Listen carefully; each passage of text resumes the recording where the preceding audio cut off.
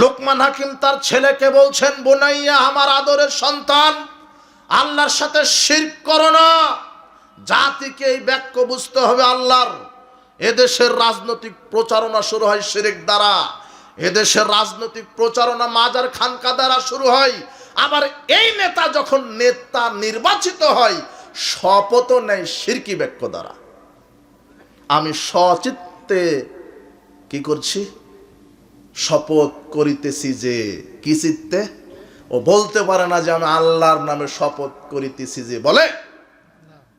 বুঝেন না নাকি মনে? কি বুঝেন আপনি? আশ্চর্য কথা। কি বলছেন আপনি? রাজনৈতিক প্রচারণা শুরু হয় শিরক দিয়ে, নেতৃত্ব পাওয়ার পরে নেতৃত্ব প্রচার শুরু হয় শিরক দিয়ে।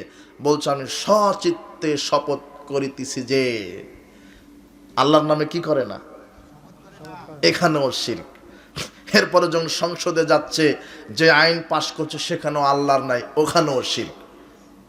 তোমার নেতার ভাষাতেই বললাম, সবকিছুর স্রষ্টা মালিক যদি আল্লাহ হয়, তাহলে আইনের মালিক কে? কই তোমার আইন? জাতে মাতাল তালে ঠিক হলে হবে? সবকিছুতেই ঠিক থাকতে হবে। যারা দাড়ি টুপি নিয়ে ইসলামী আন্দোলন করছে, ওরাও বলছে আমরা যদি ক্ষমতায় যাই ইনসাফ করব। ওরাও বলছে না যে কোরআন হাদিস দ্বারা দেশ চালাবো। এরাও চালাক। অবাক কথা। বলছে ইনসাফ কায়েম করব। হিন্দু যদি ক্ষমতা আসে, সে ইনসাফ কায়েম করতে পারে, সমস্যা নাই তো, সম অধিকার কায়েম করতে পারে। কিন্তু হিন্দু বলতে পারে না শরিয়া দিয়ে আইন চালাবো, দেশ চালাবো। বলতে পারে? তোমার নেতা বলছে না শরিয়া দিয়ে দেশ চালাবো, খুব চালাক। আবার আরেকজন নেতাকে বলছে আপনার আমির নাকি বলেছে যে একবারে শরিয়া আইন হবে না, তো নাকি ক্ষমতায় গেলে একবারে শরিয়া কায়েম করবে না। তো কিবারে করবে শরিয়া আইন? কিভাবে করবে? মুহাম্মদ সাল্লাল্লাহু আলাইহি ওয়াসাল্লাম কি দিনে দিনে করেছেন, না মদিনার প্রেসিডেন্ট হওয়ার পর থেকে একদিনে শরিয়া আইন বাস্তবায়ন করে দিয়েছেন? কথা বুঝেননি মনে হয়। মানে এরাও চাচ্ছে যে ইহুদি খ্রিস্টানের নীতিতেই দেশ চালাবে। সব ধান্দাবাজ। এই জন্য আমি কোনো দলের পরিবর্তন চাই না, নেতার পরিবর্তন। এটা ইসলামের শিষ্টাচার নয়। ইসলাম নেতার পরিবর্তন চায় না, শুধু নীতির পরিবর্তন চায়। নীতির যে পারে সে নেতা হোক। ডক্টর ইউনূস এই থাক, আরে শেখ হাসিনার ছেলে সজীব ওয়াজেদ যায়, ও হোক মন্ত্রী। আরে আপনার ওই জিয়াউর রহমানের ছেলে তারেক রহমান এ হোক প্রধানমন্ত্রী, কোনো আপত্তি নাই, যে হোক একজন হোক। কিন্তু শর্ত কি? শর্ত তাকে পূর্ণাঙ্গ জীবনে পরিবার ইসলাম মেনে চলতে হবে। আর সংসদের ৩০০টা সিটে ৩০০ জন হকপন্থী আলেম ওলামাকে এমপি মন্ত্রীর দায়িত্ব দিতে হবে। আর সংসদের সংবিধান হবে কোরআন আর হাদিস। আর কি চাওয়ার আছে? না আছে। আমাকে খেতে হবে, আমাকে যেতে হবে, এটাই তো চাওয়া। এদেশের আলেম ওলামা তো সুযোগ পেয়েছিল, কিন্তু সবাই নিজ নিজ স্বার্থে নেমে গেছে। সবাই নিজ নিজ স্বার্থে নেমে গেছে। অবাক কথা। আমরা কোনো নেতার পরিবর্তন চাইনি, নীতির পরিবর্তন। কোন চাঁদাবাজ, কোন দুর্নীতিবাজ, কোন বেনামাজি, কোন সেকুলার, কোন ইহুদি খ্রিস্টানের মতবাদের পূজারী, কোন হারামখুর, কোন লুচ্চা, কোন বেনামাজি, কোন দাগাবাজ, কোন চাঁদাবাজ, কোন স্বৈরাচার বাংলাদেশের, বাংলার ভূখণ্ডের মুসলমানের নেতা হওয়ার ক্ষমতা রাখে না। মুসলমানের নেতা হবে দেশের হকপন্থী আলেম ওলামা। কথা বুঝেননি মনে হয়। তুমি বাপের জানাজা করতে পারো না, তুমি যদি নেতা হও তাহলে দেশ কিভাবে চালাবে? তুমি জানাজাই করতে পারো না। আপনি ঠিক বলছেন। আপনারও তো বিশ্বাস যে ইমাম মানে মসজিদে আজান দিবার খাবে, মুয়াজ্জিন মানে আজান দিবার খাবে, এরা দেশ চালাবে কেন? হুজুর, রাজনৈতিক আলোচনা করবেন না। যে আমাকে এই কথা বলছে সে অজুই জানে না। রাজনৈতিক আলোচনা করবেন না আপনারা। কোরআন হাদিস থেকে বক্তব্য দিয়ে চলে যান। বেটা, রাজনীতি কাকে বলে? তুমি কয়টা দেশের এমপি মন্ত্রী? তুমি কি হয়েছ? তুমি তো একটা সামান্য ছোট্ট একটা দেশের এমপি মন্ত্রী। তুমি আমাকে বলো কি করে রাজনৈতিক আলোচনা করবে না? বেটা, পৃথিবীর ইতিহাসে সর্বশ্রেষ্ঠ রাজনীতিবিদ হচ্ছেন মুহাম্মদ সাল্লাল্লাহু আলাইহি সাল্লাম। পৃথিবীর ইতিহাসে সর্বশ্রেষ্ঠ রাষ্ট্রবিজ্ঞানী মুহাম্মদ সাল্লাল্লাহু আলাইহি সাল্লাম। পৃথিবীর ইতিহাসে সবচেয়ে অর্থনীতিবিদ, সবচেয়ে বড় রাষ্ট্রবিজ্ঞানী, সবচেয়ে বড় শিক্ষানবিদ, আকাশের নিচে জমিনের উপরে সবচেয়ে নম্র, ভদ্র, তাকওয়াশীল আল্লাহ ভীরু মানুষ মুহাম্মদ সাল্লাল্লাহু আলাইহি সাল্লাম। রাজনীতিবিদ কাকে বলে বেটা? রাজনীতিবিদ কি পরে ফিন্দে খায় না পায়খানা করে? রাজনীতিবিদ মানে যারা রাষ্ট্র চালায়।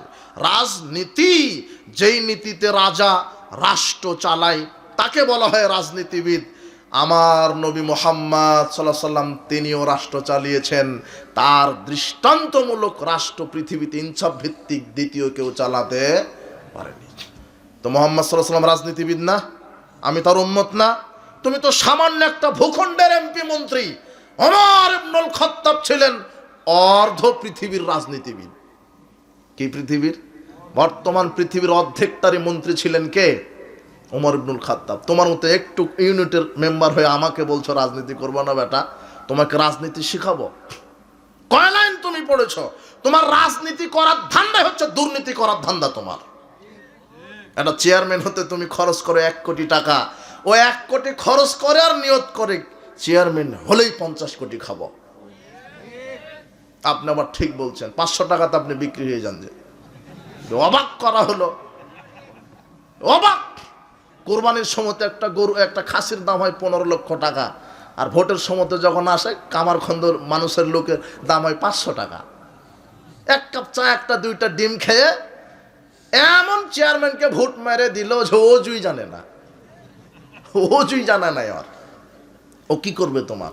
ও মাদক বন্ধ করবে, মাদক আরো দিবে, বলবে আমার ক্যানভাস করো, যত লাগে দিব, নারী দিব, গাড়ি দিব, বাড়ি দিব।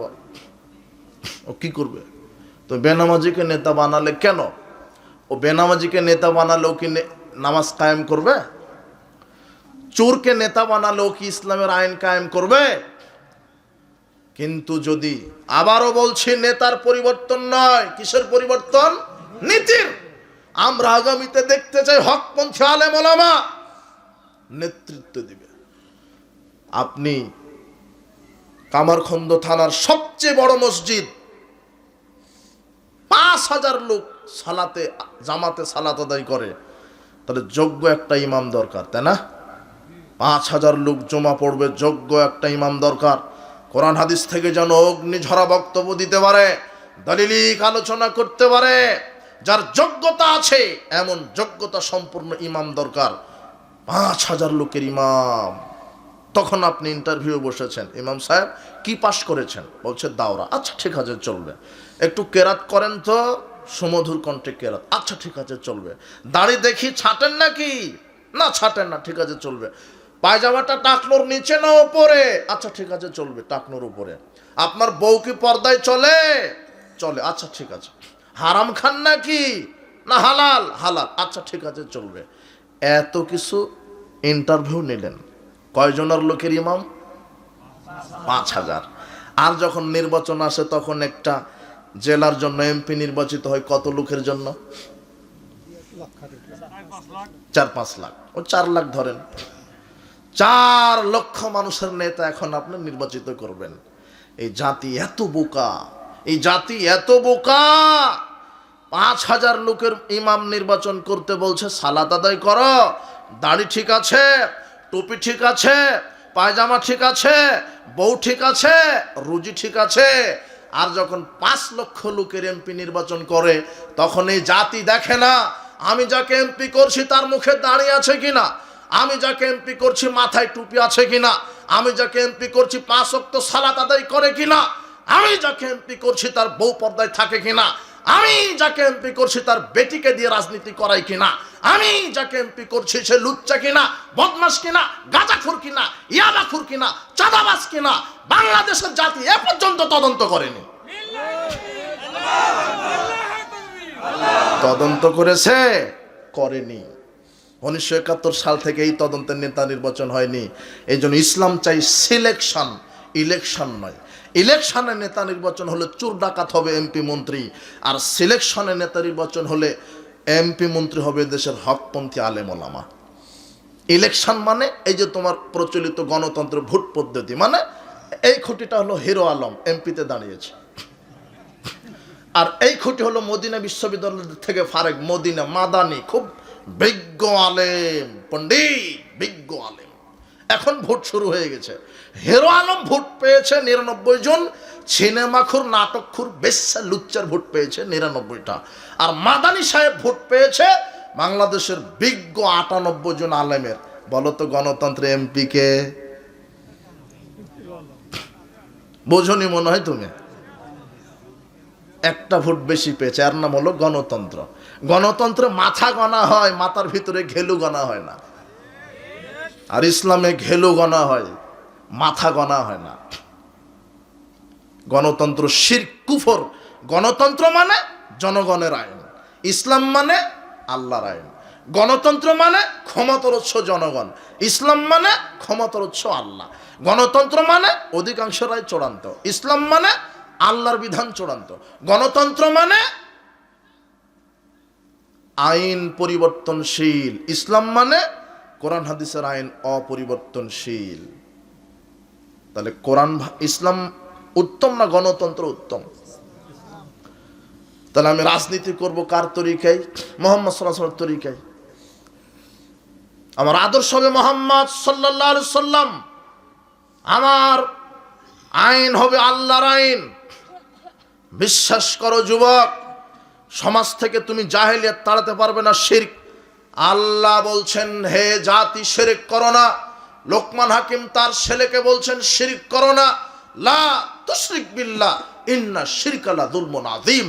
শিরক সবচেয়ে বড় পাপ। এই ভূখণ্ডের জন্মটাই মিথ্যার উপর দিয়ে হয়েছে, শিরক দিয়ে চলে। কবর পূজা, খানকা পূজা, পীর পূজা শিরক, উসিলা পূজা শিরক। আপনার যত শিরকি নীতি আছে, আপনার মানুষের তৈরি করা যে কোনো দিবস পালন করা শিরক। 26শে মার্চ, 16 ডিসেম্বর, 21শে ফেব্রুয়ারি, অমুক দিবস, জন্ম দিবস, মৃত্যু দিবস, আপনার শিখা অনির্বাণ, শিখা চিরন্তন যা আছে। এই যুবক, তুমি হিন্দুর ছেলেকে, তোমার বন্ধুকে বলছে, বন্ধু তোমরা দুর্গা মায়ের সামনে দুধ কলা দিয়ে রাখো কেন? 10টা হাত কালিমার দুর্গা মার। কয়টা? কার হাত? 10টা? দুর্গার না? দুর্গার 10টা হাত, আবার এক হাত জিহ্বা বের করে আছে, তার সামনে দুধ কলা দাও, কিন্তু 10টা হাত দিয়ে দুধকে ধরতেও পারে না, আধ হাত জিহ্বা দিয়ে কলা খেতেও পারে না। তোমরা এত বোকা কেন? তখন তোমার হিন্দু বন্ধু বলছে, আমরা তাও ঠিক আছি, আমাদের তাও 10টা হাত আর একটা জিহ্বা আছে, দুধ কলা। তুমি যে 21শে ফেব্রুয়ারি শহীদ মিনারে যাও, আর হাতও নেই, জিহ্বা নাই, তুমি কেন ফুল নিয়ে দাঁড়িয়ে থাকো? তুমি আমার চেয়ে খারাপ। আমাদের তাও দুর্গা মার 10টা হাত আছে। কথা বুঝনি মনে হয় তুমি? তুমি কেন গেছো ওখানে? এই রাষ্ট্র ব্যবস্থাটা শিরকের উপর দিয়ে যাচ্ছে। আল্লাহ তুমি এই বাংলাদেশকে শিরক মুক্ত করো। আল্লাহ তুমি আমাদের তৌফিক দান করো, তুমি আমাদেরকে কবুল করো। নেতার পরিবর্তন চায় না। হে রাজনৈতিক দলেরা, ভুল বুঝবেন না আমার বক্তব্য। আপনি রাজনীতি করেন, আপনি নেতৃত্বে আসেন, আমরা চাই নীতির পরিবর্তন। বিশ্বাস করো, ওয়াল্লাহে বিশ্বাস করেন। হে আমার জাতি, আপনি বিশ্বাস করেন। হে আমার জাতি, আপনারা বিশ্বাস করেন। হে আমার জাতি, আপনারা বিশ্বাস করেন। সারা পৃথিবীর সব আইনজীবী, সারা পৃথিবীর সব মন্ত্রী, সারা পৃথিবীর সব প্রাইম মিনিস্টার, সারা পৃথিবীর সব অর্থনীতিবিদ, সারা পৃথিবীর সব রাজনীতিবিদ, সারা পৃথিবীর সব আইনজীবী যদি এক টেবিলে বসে মানুষের তৈরি করা আইন দিয়ে পৃথিবীবাসীকে পরিচালনা করে, পৃথিবীবাসীর উপর ইনসাফ কায়েম করতে পারবে না, পারবে না, পারবে না, যতক্ষণ না আল্লাহর আইন প্রতিষ্ঠা না করা হবে। আল্লাহর আইন যদি প্রতিষ্ঠিত হয়, মানুষ তার ইনসাফ ফিরে পাবে, অধিকার ফিরে পাবে।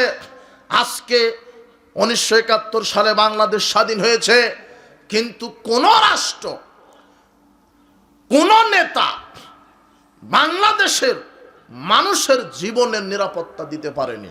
1971 সাল থেকে এখন পর্যন্ত এদেশের কোনো নেতা বাংলাদেশের কোনো মানুষের জীবন নিরাপত্তা দিতে পারেনি।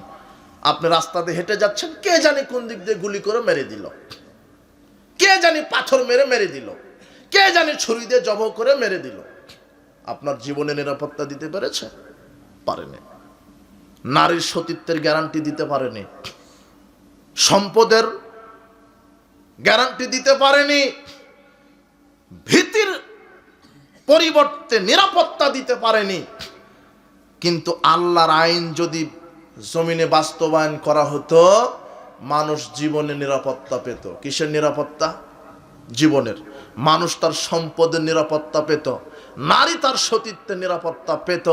কিন্তু আল্লাহর আইন বাদ দিয়ে মানুষের আইন দিয়ে এগুলি সম্ভব নয়। আমার বুদ্ধি, আমার বিবেকের অভাবে আমি আপনাকে বুঝাতে অক্ষম, জাতিকে বুঝাতে অক্ষম। মানুষের স্রষ্টাকে, মানুষের কোনটাতে ভালো কোনটাতে কালো বুঝবেন কে? কিন্তু ওই দায়িত্ব আমরা নিয়েছি। আমরা মানুষের ভালো করতে গেছি, কিন্তু আমার স্রষ্টাই তো আল্লাহ, তাহলে আমার কিসে ভালো এটা বুঝবেন কে? কিন্তু আমি আল্লাহর দিনকে, আল্লাহর বিধানকে বাদ দিয়ে আমার রচনা করা, মানুষের রচনা করা আইন দিয়ে মানুষকে চালাচ্ছি। ডেমোক্রেসির তো এটাই মূল সূত্র। Democracy is the government of the people, by the people and for the people. গণতন্ত্র ওই সরকার ব্যবস্থা। কোন সরকার ব্যবস্থা? যেই রাষ্ট্র মানুষের আইন দিয়েই মানুষ পরিচালিত হবে, এটা হলো গণতন্ত্র। মানুষ পরিচালিত হবে কার বিধান দিয়ে? আল্লাহর। আল্লাহর বিধান যদি সংসদে কায়েম করা হয়, কি? কোরআন। হত্যার বদলে হত্যা। আল্লাহ বলছেন হত্যার বদলে কি? হত্যা। আপনি একজনকে হত্যা করেছেন, আপনার কি বিচার হবে? হত্যা। এটা কার আইন? এই আইন কি আছে? বরং যে হত্যাকারী, হত্যাকারীর পকেটে মামু খালু সব রেডি। ওসি হত্যাকারীর পকেটে। হত্যাকারী তোমার হলো সরকারের লোক। কথা বুঝনি মনে হয় তুমি? কথা কি বুঝেছ? কিন্তু আল্লাহর আইন যদি থাকতো, তাহলে যে হত্যা করেছে তাকে হত্যা করো। আল্লাহ নিজে বলছেন ওয়াকাতাবনা আলাইহিম ফিহা, শোনো আমি মানুষের জন্য বিধান দিয়ে দিয়েছি। কি বিধান? আন্নান নাফসা বিন নাফস, হত্যার বদলে হত্যা। ওয়াল আইনা বিল আইনে, চোখের বদলে চোখ। ওয়াল আনফা বিল আনফে, কানের নাকের বদলে নাক। ওয়াল উজুনা বিল উজুনে, কানের বদলে কান। ওয়াস সিন্না বিস সিন্নে, দাঁতের বদলে দাঁত। ওয়াল জুরহা কিসাস, জখমের বদলে জখম। এটা কার আইন? আল্লাহ। এই আইন যদি সংসদে বাস্তবায়ন করা হয়, হত্যা থাকবে? খুন থাকবে? মানুষ গুম হত্যা থাকবে? থাকবে না। বিচার হবে, যেই হত্যা করেছে তার বিচার হবে। আল্লাহ কোরআন বলছেন সারিক সারিকাত ফাকতাউ আইদিয়াহুমা, চোর এবং চুন্নিকে ধরো, হাত কেটে দাও। কি? আল্লাহর আইন কি? চোর এবং চুন্নিকে ধরে কি কেটে দেওয়া? হাত কেটে দাও। চোর থাকবে? চোর থাকলেও কি থাকবে না? আর হাত থাকলে কি থাকবে না? কথা বুঝেননি মনে হয়? সর্বপ্রথম হাত কাটা হবে তোমার নেতার। তোমার পিয়ন 400 কোটি টাকার মালিক, তুমি বুঝো না? তাহলে তোমার এমপির কি অবস্থা? এই জন্য এরা ইসলাম কায়েম করবে না, কেন ওদেরই হাত থাকবে না। আল্লাহর আইন কায়েম করো, কিন্তু বৈষম্যমূলক বিচার। সরকার দলের লোকেরা যদি পাহাড় পরিমাণ অপরাধ করছে, তাদের কোনো কি নেই? বিচার নাই। নিজের দলের লোকেরাই গাড়ি পোড়ায়, অপরাধ হয় বিরোধী দলের লোকদের।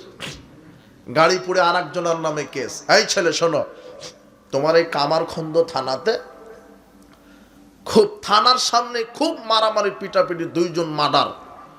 ওই তারিখে তুমি ছিলে চট্টগ্রাম। কোথায়?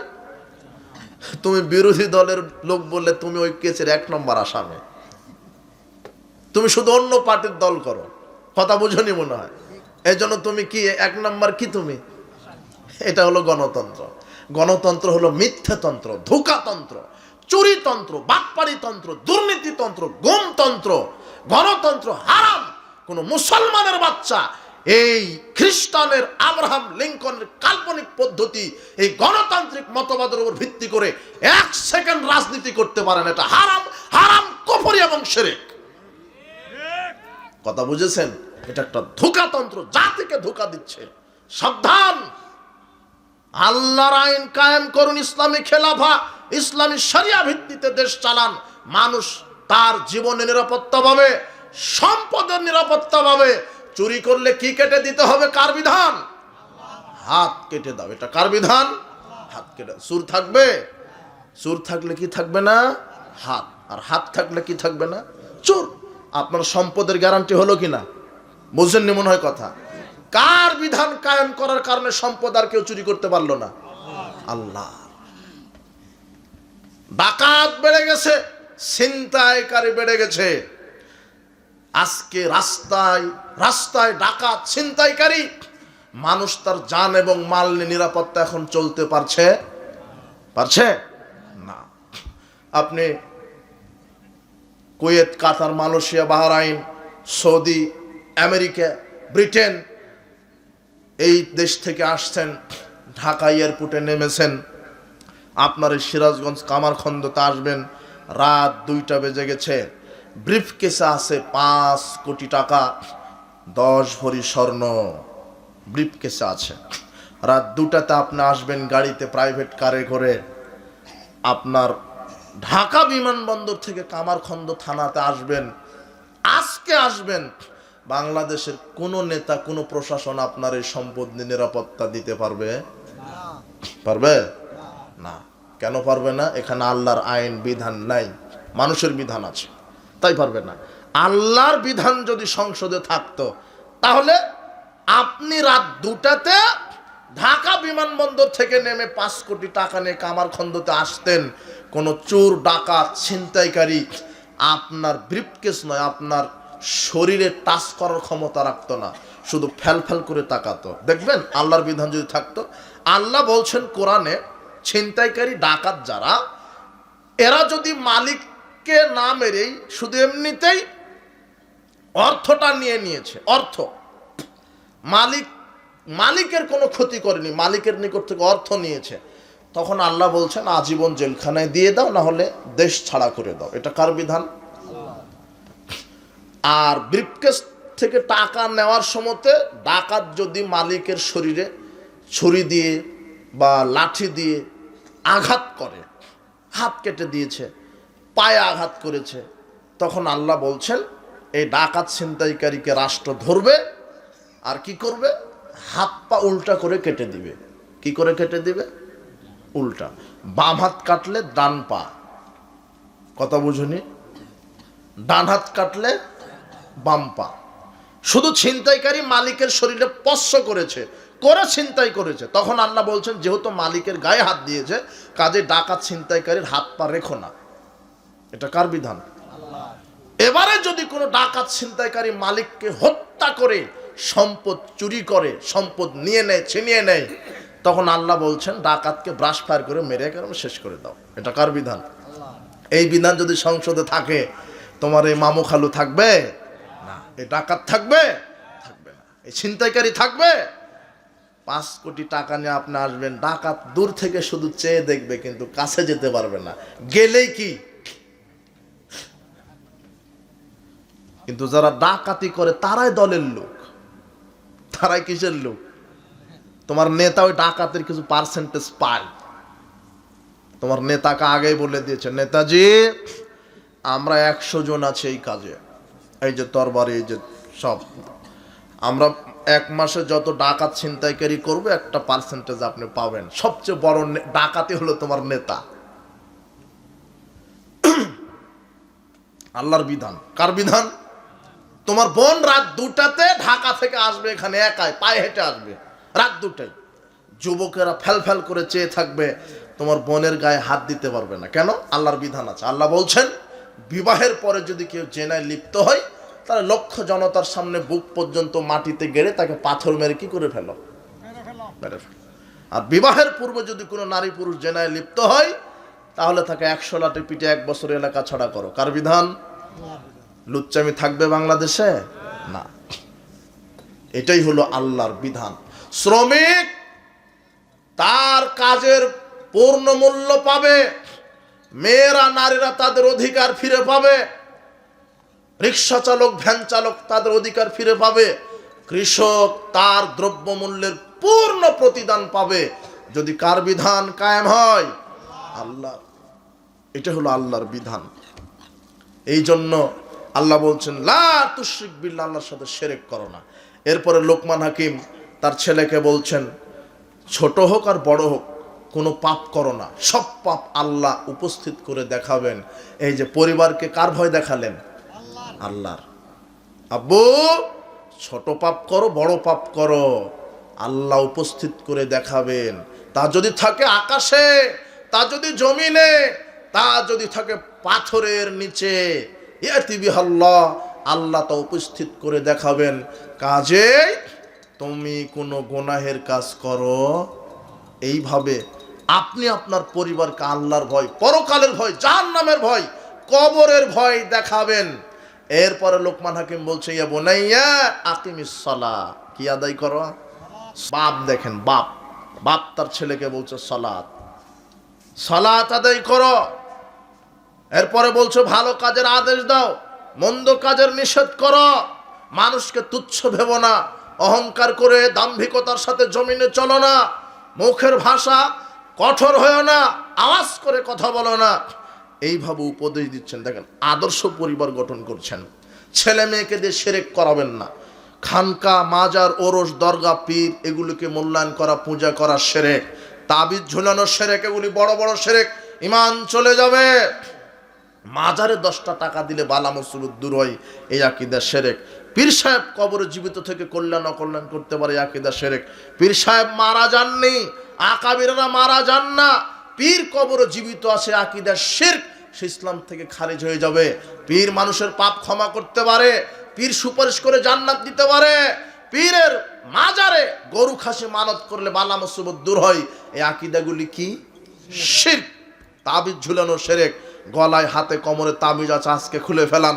আল্লাহর নবী বলছেন, মান আল্লাহকে তামিমা ফাকাদ আশরাকা, যে ব্যক্তি তাবিজ ঝুলালো সে শিরক করলো। যে ব্যক্তি তাবিজ ঝুলালো সে শিরক করলো। পরিবারকে আদর্শ করুন, পর্দায় রাখুন, হালাল ইনকাম করুন, 5 ওয়াক্ত সালাত শিখিয়ে দিন। পরিবার যেন শিরক না করে। আপনার ছেলে, আপনার মেয়ে শিরক করবে না, আপনি শিরক করবেন না, আপনার পরিবার শিরক করবে না, আপনি তাওহীদের উপরে থাকেন। শোনেন, কোরআন মাজিদ আল্লাহ 2 জন নারীর কথা তুলে ধরেছেন। 2 জন নারীর কথা তুলে ধরেছেন। 2 জন নারীর বক্তব্য আল্লাহ বলছেন, শোনো, দরাবাল্লাহু মাসালান লিল আমানি ইমরাতা ফিরাউন, আমি জাতির জন্য ফেরাউনের স্ত্রীর উদাহরণ দিলাম। ফেরাউনের স্ত্রী মানে সবচেয়ে স্বৈরাচারী বদমেজাজি ছিল ফেরাউন তার স্ত্রীকে 4 হাত পায়ে পেরেক মেরে উত্তপ্ত বালুর উপরে রেখে বুকের উপরে পাথর চাপা দিয়ে বলছে, এই বলো আমি তোমার রব। তখন ফেরাউনের স্ত্রী বলছেন, আপনি আমার রব নন, আমার রব আল্লাহ। আপনার রব আল্লাহ। রব is ক্বালাত Rabbi Ibni Li ইনদাকা বাইতান feel জান্নাহ। ফেরাউনের স্ত্রী বলছেন, আল্লাহ তুমি দেখছো আমার স্বামী আমাকে কত কষ্ট দিচ্ছে, তুমি আমার রব, তুমি আমার প্রতিপালক, দেখো তোমার নিকটে আমার জন্য জান্নাতে একটা ঘর তৈরি করে রাখো। তখন আল্লাহ জিবরাইলকে বলছেন, জিবরিল ওই যে দেখো ফেরাউনের স্ত্রী আসিয়ে কত কষ্ট দিচ্ছে, আমার সাথে কাউকে শিরক করেনি, আমাকে রব মেনেছে, আমার আনুগত্য করে, কাজেই তার জানটা, আত্মাটা বের হওয়ার পূর্বেই তুমি দুনিয়াতেই তার চোখের সামনে আমার জান্নাতটা তুলে ধরে রেডি করে রাখো। উপস্থিত বৈঠকের মা বোন, আপনাকে বলছি, ফেরাউনের স্ত্রী আসিয়ার মতো ইমানদার হন, শিরক করবেন না, শিরকের সাথে আপোষ করবেন না। আপনাকে বলছি হে দিনী ভাই, শিরক করবেন না। ফেরাউনের স্ত্রী আসিয়া, ফেরাউন কাফের, স্ত্রী মুমিনা, জান্নাত তার জন্য রেডি। এই জন্য আলেমের সন্তান হলেই যে সে আলেম হবেই নয়। কত নবীদের স্ত্রী জাহান্নাম। লূত আলাইহিস সালাম নবী, তারপরও তার স্ত্রী কোথায়? নূহ আলাইহিস সালাম তার স্ত্রী, নূহ আলাইহিস সালাম নবী, লূত আলাইহিস সালাম নবী, তারপরও তার স্ত্রী কোথায়? নূহ আলাইহিস সালাম নবী, তারপরও তার স্ত্রী ঈমান না আনার কারণে কোথায়?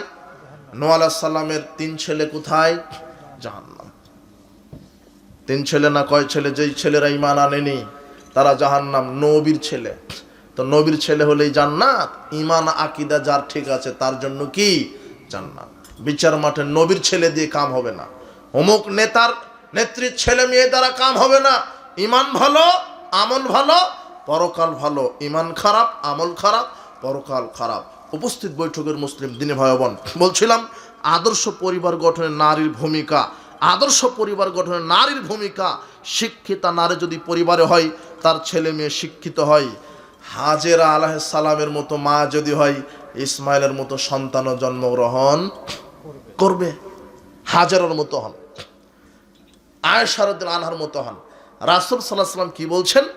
কামাল আমিনা রিজালে কাসিরুন লাম ইয়াকমুল মিনান নিসায়ে, অনেক পুরুষ ইমানদার হয়েছে কিন্তু মহিলারা বেশি ইমানদার হতে পারেন, ইল্লা আসিয়া, তবে ফেরাউনের স্ত্রী আসিয়া ইমানদার, পুরো ইমানদার। ও মারিয়াম বিনতে ইমরান, ইমরানের মেয়ে মারিয়ামও ইমানদার। তবে ইন্না ফাজলা আয়েশা তাআলা নিসায়ে কাফাজলি সারিদ আলা সাইরিত তাম, আয়েশার মর্যাদা বলবো আবার কি? আল্লাহর নবী বলছেন সারা পৃথিবীর সব খাদ্যের উপরে সারিদ খাদ্যের মর্যাদা যেমন, সারা পৃথিবীর সব নারীদের উপরে আয়েশার মর্যাদা তেমন। আয়েশা মরা মানুষকে দেখে পর্দা করে। কাকে দেখে? আয়েশার জানান বলছেন আমার স্বামী মোহাম্মদ সাল্লাল্লাহু আলাইহি ওয়াসাল্লাম, ওর পাশে আমার পিতা আবু বকর ঘুমিয়ে আছে, দিন রাত যাই কিছু মনে করি না। কয়েকদিন পর ওমর ইবনুল খাত্তাব মারা গেল, যেতে কেমন যেন ইতস্তত মনে হচ্ছে, কাপড় মাথায় না দিয়ে, আটো না হয়ে, চাদরটা বুকের উপরে না দিয়ে, কেন? এখন হলো বেগানা পুরুষের কবর। বোঝেননি মনে হয় আপনি। এতক্ষণ ছিল স্বামী আর বাপের, স্বামী আর বাপের উপরে সাধারণ পোশাক পরলেই হয়, পর্দা করার ওইভাবে প্রয়োজন নেই। কিন্তু বেগানা পুরুষের সামনে কি করতে হবে? কিন্তু তো মারা গেছে, তারপর এটা ইতস্তত যেটা একটা বেগানা পুরুষ। আয়েশা রাদিয়াল্লাহু আনহা মরা মানুষকে দেখে পর্দা করে, আর আপনার মেয়ে, আপনার স্ত্রী, আপনার বোন ঢং ঢং করে পুরুষের সামনে দিয়ে হেঁটে বেড়ায়, আপনার স্ত্রীর আবার ইমান। মা বোন, আপনি আয়েশা রাদিয়াল্লাহু আনহার মতো হন, আল্লাহ আপনাকে তৌফিক দান করুন। আপনার অনেক মর্যাদা। আল্লাহ নবী বলছেন যে ল্যাংটা মহিলা, বেহায়া বেশরমা মহিলা শয়তান, শয়তানের বেশে যায়, শয়তানের বেশে আসে। মহিলাদেরকে শয়তান বলছেন কোন মহিলা? যারা উলঙ্গ হয়ে বেহায়া পড়ে চলে, স্বামীর আনুগত্য করে না। খাদিজা রাদিয়াল্লাহু তাআলা আনহা কি শয়তান? না, খাদিজা রাদিয়াল্লাহু আনহাকে শয়তান বলেননি। খাদিজা রাদিয়াল্লাহু আনহা এত ভালো মানুষ, এত সুন্দর মহিলা, এত স্বামী ভক্ত, স্বামীর খেদমত করত। প্রায় দিন গারে হেরাতে খাদ্য নিয়ে গিয়ে দিতেন মুহাম্মদ সাল্লাল্লাহু আলাইহি ওয়াসাল্লামকে। একদিন জিবরাইল এসে বলছেন, ইয়া রাসূলুল্লাহ, ওই যে খাদিজা আসছে, হাতে ভাত তরকারি রুটি যা আছে আছে আপনার জন্য, বাটি আছে, তরকারি আছে, নিয়ে আসছে।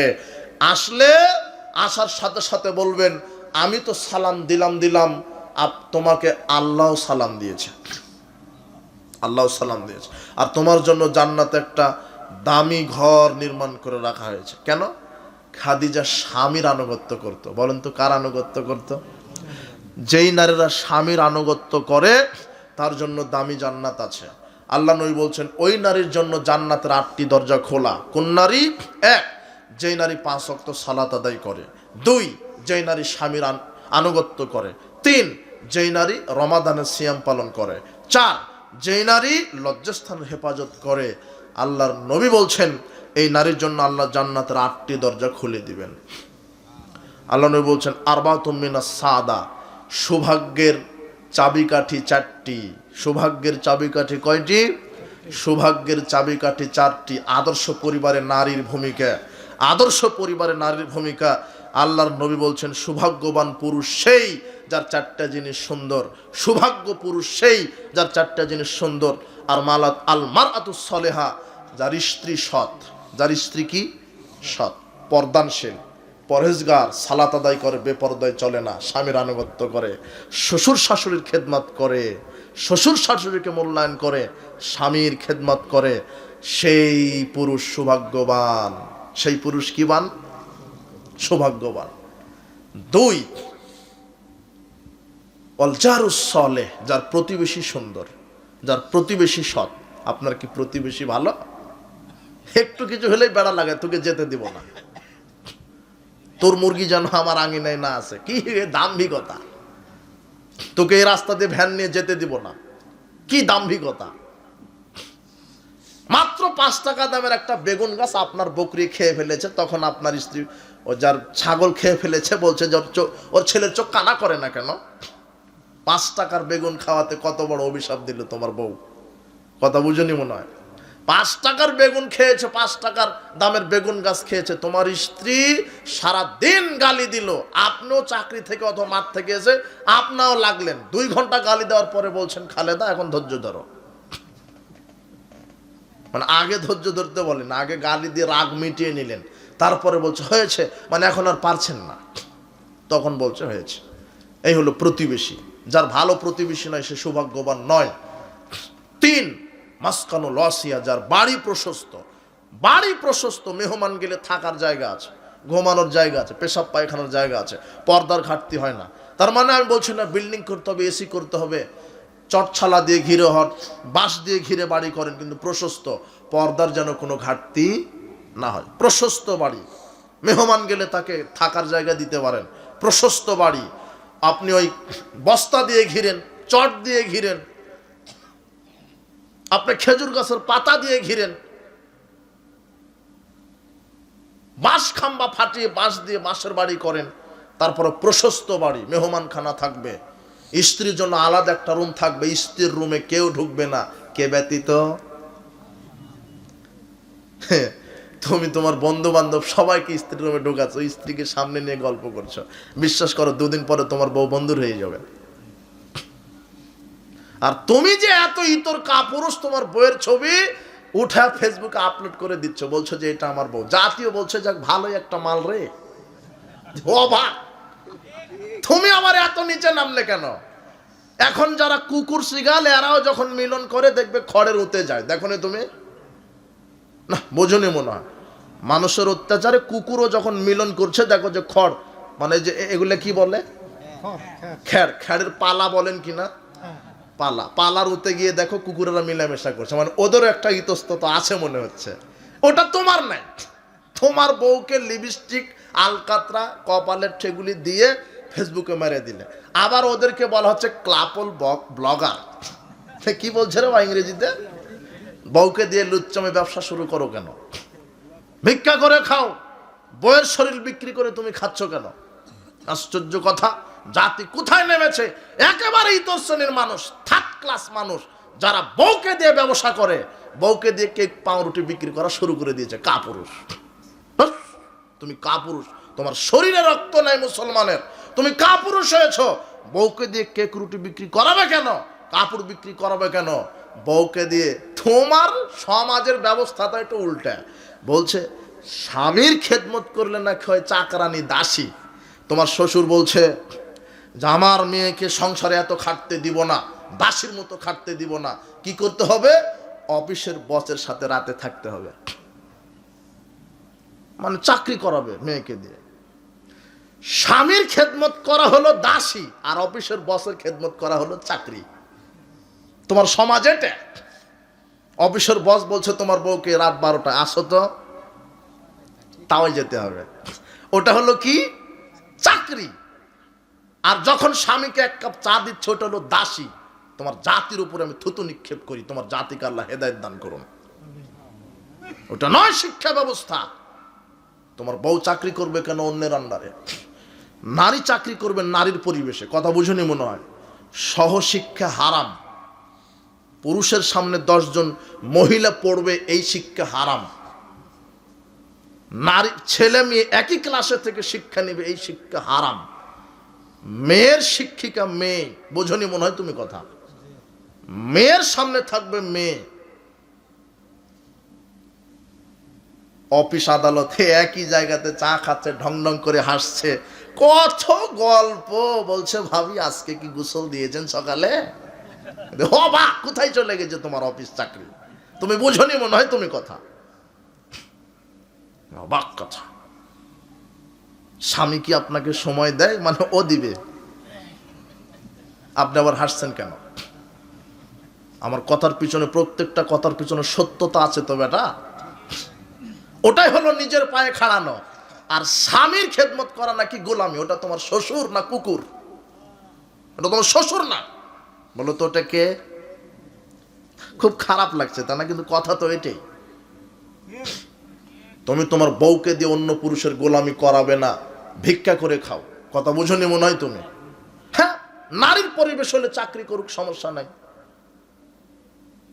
সাবধান, জাতি ভুল পথে আছে, আল্লাহ তোমাকে বোঝার তৌফিক দান করুন।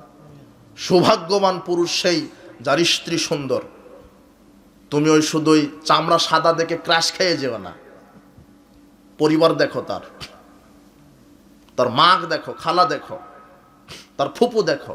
তার মা খালা ফুপু যদি ভালো হয়, এও ভালো হবে। আল্লাহ নবী বলছেন যেই নারী বেশি বাচ্চা দিতে পারে তাকে বিবাহ করো। তো তুমি বিবাহ করলে না বাচ্চা কম দিবে বেশি দিবে, এটা কিভাবে বুঝবে? তার মানে আল্লাহ নবী বলছে তার মাকে দেখো, তার মার যদি 10টা হয় এর কয়টা হবে? বোঝনি মনে হয়? তা জাওয়াজুল ওয়াদুদুল ওয়ালুদা, যেই নারী বেশি বেশি বাচ্চা দিতে পারে, স্বামীকে প্রেম ভালোবাসা দিতে পারে, এই নারীকে বিবাহ করো।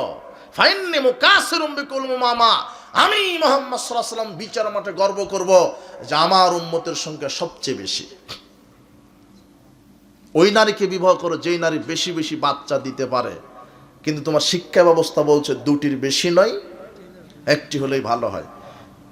যে বলছে, যে খাতাতে বইয়ে এটা লিখেছে, ও যদি ওর বাড়িতে যদি ছাগল থাকে, পেটে যদি বাচ্চা থাকে, ও তখন বলছে আল্লাহ ছাগলের 6টা বাচ্চা দিও। নিজের একটা আর ছাগলের কয়টা? মানে নিজেই প্রমাণ করছে যে ছাগলের চাইতে ওর দাম কি কম। ছাগলের 6টা চাই, নিজের কয়টা চাই?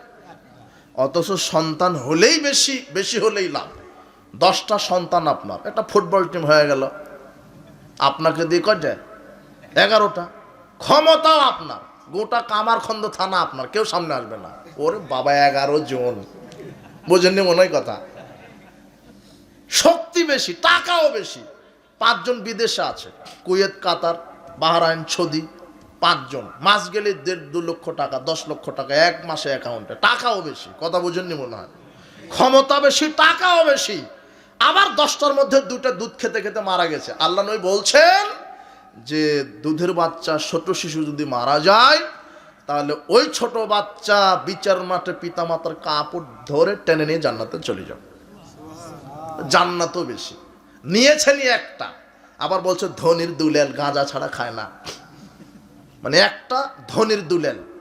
ও বলছে আব্বা সুজুকি জিক্সার কিনে দিতে হবে, না হলে ফাঁসি দিয়েছি। কিন্তু মানে আপনিও কাপুরুষ, একটাই তো ছেলে, যা বলছে তাই শোনা লাগবে। এখন ছেলের কাছে হয়ে গেছেন আপনি কাপুরুষ, একটাই ছেলে, কিছু বলতেও পারেন না। কথা বুঝেননি মনে হয়? ধনির দুলেল, ও হচ্ছে সবচেয়ে বড় চুর, বাটপাট। সাবধান। আল্লাহ নবী বলছেন বেশি বেশি সন্তান নাও, দুনিয়াতে লাভ, পরকালেও লাভ। সর্বশেষ মহিলাদেরকে অনেক কথা, সর্বশেষ কথা কি? আল্লাহ নবী বলছেন আমি কি তোমাদেরকে বলবো জান্নাতি কারা? বলেন, নবী জান্নাতি, শহীদগণ জান্নাতি, সত্যবাদী জান্নাতি, নবজাতক শিশু জান্নাতি। ওই নারীরাও বেশি বেশি জান্নাতি। কোন নারী? 3টে গুণ থাকলে ওই নারী জান্নাতে যাবে। 1, স্বামীর আনুগত্য। 2, স্বামীকে তৃপ্তি, প্রেম ভালোবাসা দেওয়া। 3, বেশি বেশি সন্তান দেওয়া। যেই নারী এই 3টা কাজ করতে পারবে, আল্লাহর নবী বলছেন ওই নারীরাও বেশি বেশি জান্নাতে যাবে। বেশি বেশি সন্তান নেবেন। স্ত্রীকে বলবেন যে ওয়াজ আজকে শুনে আসলাম, কমপক্ষে 8টা নিতে হবে। যদি বলে পারবো না, বলবেন যে তাহলে আরেকটা বিবাহ করব। তখন বলবেন না 16টা দেওয়ার জন্য রেডি। বারাকাল্লাহ ফিকুম, জাযাকুমুল্লাহ খায়ের। কি ছিল, প্রশ্ন আছে নাকি? হ্যাঁ, সানাউল্লাহ মন্ডল 3000 টাকা বাকি। বারাকাল্লাহ ফিক, আলাইকুম আলাইকুম। আব্দুল বাকি, আব্দুল কাফাইল, দারুল হাদিস আর সালাফ ইসলামী কমপ্লেক্স।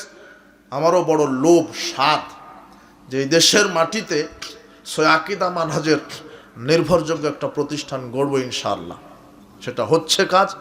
এখনো মাদ্রাসা প্রতিষ্ঠিত হয়ে গেছে, প্রায় 1.5 বিঘা জমির উপরে মাদ্রাসা। ক্লাস 1 থেকে 6 পর্যন্ত আছে। আরবি, উর্দু, বাংলা, জেনারেল সব সমন্বয় শিক্ষা ব্যবস্থা যোগ্য শিক্ষক মণ্ডলী দ্বারা পরিচালিত হয়। আবাসিক, অনাবাসিক, হেফজখানা। ভর্তি এই জানুয়ারি মাস পর্যন্ত নেওয়ার ভর্তি কার্যক্রম চলছে এখনো। তো আপনারা দোয়া করবেন অন্তর থেকে আমার প্রতিষ্ঠান যেন আল্লাহ কবুল করে। এই তো যমুনা সেতু পার হলে, ঘাটাইল সীমানাতে পড়েছে, কিন্তু যমুনা সেতু পার হলেই দেখবেন বাম দিকে লেখা আছে ভুয়াপুর থানা। ভুয়াপুর থানার থেকে 1-1.5 কিলোমিটার গেলে আমার প্রতিষ্ঠান। মানে তার মানে যমুনা সেতু পার হলে 13-14 কিলোমিটার গেলেই আমার প্রতিষ্ঠান। আকীদা মানহাজের প্রতিষ্ঠান, যেখানে শিরক হয় না, বেদাত হয় না, অপসংস্কৃতি হয় না, যোগ্য তাকওয়া আল্লাহ ভীরু শিক্ষক দ্বারা পরিচালিত হয়। যার পরিচালক আমি, যার জিম্মেদার আমি, আমার পরিচালনা তত্ত্বাবধানে মাদ্রাসা চলে। অনেক অভিভাবকেরা ফোন করে আমাকে বলে, আমার মেয়েকে পড়াবো, ভালো আকীদার মাদ্রাসা পাচ্ছি না, আমার ছেলেকে কোথায় ভর্তি করাবো? বেদাতি মসজিদ মাদ্রাসায় উঠা বসা করা যাবে না। বেদাতি মসজিদ মাদ্রাসায় দান করা হারাম, সহযোগিতা করা হারাম। যেখানে বিদাত হয়, বেদাতি প্রতিষ্ঠানে ছেলে মেয়েকে পড়ানো হারাম। সাবধান, বেদাত শিখাবেন না। আপনি সম্পদের জমি স্বর্ণ কিনছেন কেন? আপনার ছেলে মেয়েকে স্বর্ণ তৈরি করবেন। কথা বুঝেননি মনে হয়? বড় উচ্চ শিক্ষা ডিগ্রি নিতে হবে তাকে কোরআন হাদিসের উপরে।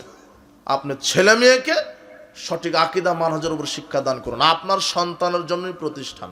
আপনি অন্তর থেকে দোয়া করবেন। আর সবারই দাওয়াত থাকলো, প্রতিষ্ঠানে যাবেন, দেখে আসবেন, যোগাযোগ করবেন, আর আল্লাহর কাছে দোয়া করবেন আল্লাহ যেন আমার প্রতিষ্ঠান কবুল করে। ভোট দিয়ে বা শ্রম দিয়ে নেতা বানালে সেই নেতা যদি আমানতের খেয়ানত করে, তাহলে কি সেই পাপের গোনা আমারও হবে? হ্যাঁ হবে, সাদগায়ে জারিয়ে। ওটা ভোটের ফজিলত। আমার একাধিক বক্তব্যে বলা আছে, ভোটের ফজিলত আছে। যাকে মেরে দিলেন ভোট, ও যত লুচ্চামি করবে সমপরিমাণ আপনার, যত দুর্নীতি করবে, চুরি করবে, সমপরিমাণ আপনার। এই গণতান্ত্রিক পদ্ধতিতে নির্বাচন হলো, ওখানে যাওয়ারই দরকার নাই। শুধু সালাত আদায় করে আল্লাহকে বলবেন, আল্লাহ তুমি অভ্রান্ত সত্য নেতা পাঠাও ইসলামের উপরে, ইসলামী খেলাফার উপরে। এইভাবে দোয়া করবেন। কথা বোঝেননি মনে হয়? আমি একটা মেয়েকে ভালোবাসি, ভালোই করেছো, সেও আমাকে প্রচুর ভালোবাসে, কিন্তু তার পরিবার থেকে তাকে বিয়ে দিয়ে দিছে, তাও মেয়েটা আমাকে আগের মতোই ভালোবাসে। সে এখনো আমাকে মাঝে মাঝে কল দিয়ে আমার সাথে কথা বলে, আমাকে নিয়ে পালাতে চায়। এখন আমার করণীয় কি?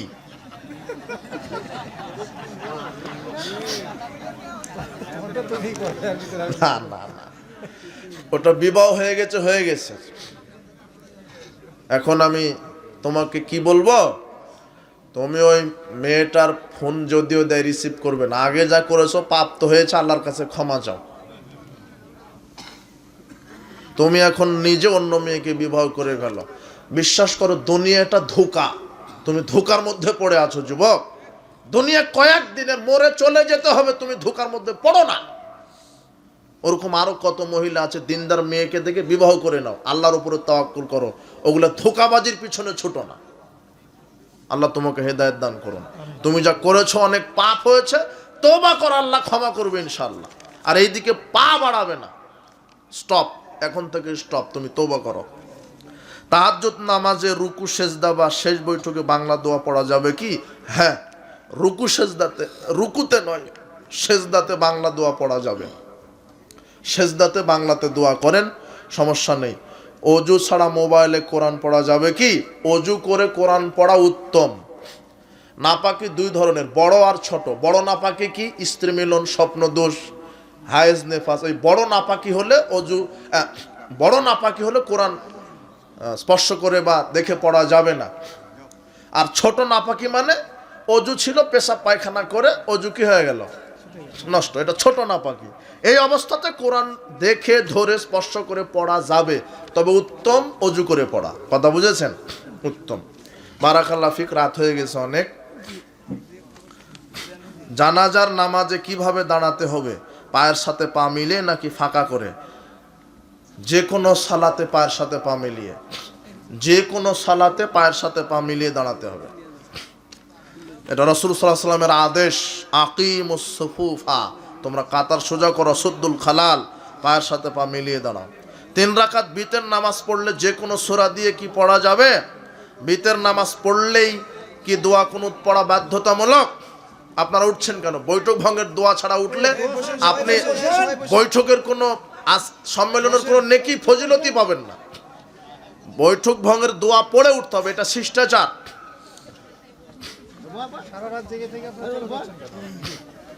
3 রাকাত বিতির পড়লে যে কোনো সূরা দিয়ে পড়তে পারেন, এতে সমস্যা নাই। তবে 3 রাকাত পড়লে সুন্নতি কেরাত আছে, সুন্নতি কেরাত আছে। প্রথম রাকাতে সূরা আলা পড়বেন, দ্বিতীয় রাকাতে আপনি কাফিরুন পড়বেন, তৃতীয় রাকাতে ইখলাস ফালাক নাস পড়বেন। এটা কেরাতে সুন্নাত। এছাড়া যে কোনো সূরা দিয়ে পড়া যায়। আর বিতর নামাজ পড়লেই কি দোয়া কুনুত পড়া বাধ্যতামূলক? না, দোয়া কুনুত পড়া বাধ্যতামূলক নয়। মাঝে মাঝে পড়েন, না পড়লেও বিতর হবে, বাধ্যতামূলক নয়। কেউ যদি অবৈধ টাকা মসজিদে দান করে, সেই টাকা দিয়ে মসজিদের উন্নয়ন কাজ করা যাবে কি? যদি আপনি দেখতে পান নগদ লোকটা হারামখোর, অবৈধ টাকা, তাহলে নেবেন না। আর একজন অবৈধ বা হারাম টাকা দিচ্ছে কিন্তু আপনার জানা নাই, আপনি নিয়ে মসজিদে লাগান। কথা বুঝেননি মনে হয়। ও দিচ্ছে, ওর দান আল্লাহ কবুল করবেন না। কিন্তু আপনি নগদ জানছেন যে এটা সুদের টাকা, ঘুষের টাকা, চুরির টাকা, মানে অবৈধ টাকা, যেটা নগদ স্পষ্ট, সেটা মসজিদে লাগানো যাবে না। আর আপনি জানছেন না কিন্তু হারাম টাকা, আপনার জানা নাই, মসজিদ কমিটির কেউ জানে না, তাহলে ও পাপী হবে। এটা কোনো প্রশ্ন? মেয়ে মানুষ গাভী দহন করলে সেই দুধ খাওয়া যাবে কিনা? এগুলো যে কেউ দহন করতে পারে, মেয়ে, বাচ্চা, ছেলে মেয়ে সবাই। ফরজ নামাজ আদায় করে সুন্নাত নামাজের জন্য কি জায়গা পরিবর্তন করতে হবে, নাকি একই জায়গাতে পড়া যাবে? এর কোনো নাই। ফরজ পড়ার পরে ওখানে সুন্নাত পড়েন বা পাশে গিয়ে পড়েন। বরং সে রাসূল সাল্লাল্লাহু আলাইহি ওয়াসাল্লাম মসজিদে স্থান নির্ধারণ করতে নিষেধ করেছেন। অনেকে আছে যে যায় নামাজটা ওর জন্য ওখানে গিয়ে ওখানেই পড়বে প্রতিদিন, না, এটা নিষেধ আছে। বিভিন্ন জায়গাতে পড়বেন আপনি মসজিদের। দোকানে নেশা জাতীয় দ্রব্য, টিভিতে উলঙ্গ মেয়ে নাচিয়ে ব্যবসা করলে ব্যবসা কি হালাল হবে? নেশাদার দ্রব্য ওটা হারাম, ওটা বিক্রি করা হারাম, খাওয়া হারাম। আর ওই নগ্ন নাচ গান করে যে ব্যবসা চালনা করছেন, ওই ব্যবসা টোটালি হারাম হয়ে যাবে। ওটা হারাম, গান বাজনা হারাম, ওর মাধ্যমে যা করা হবে তা হারাম। মসজিদের মাইকে সকল ধরনের ঘোষণা দেওয়া যাবে না, কোনো ঘোষণা, আজান ব্যতীত। অমুকে মারা গেছে, শোক সংবাদ হবে না। ছাগল হারিয়ে গেছে, কেউ পাইলে দিয়ে যাবেন, হবে না। জুতা হারিয়ে, আল্লাহ নবী বলছেন মসজিদে কেউ যদি হারানো বিজ্ঞপ্তি দেয়, তোমরা উল্টা দোয়া করো যে ওটা যেন সে কোনোদিন না পায়। এটা মুসলিমের 1288 নম্বর হাদিস।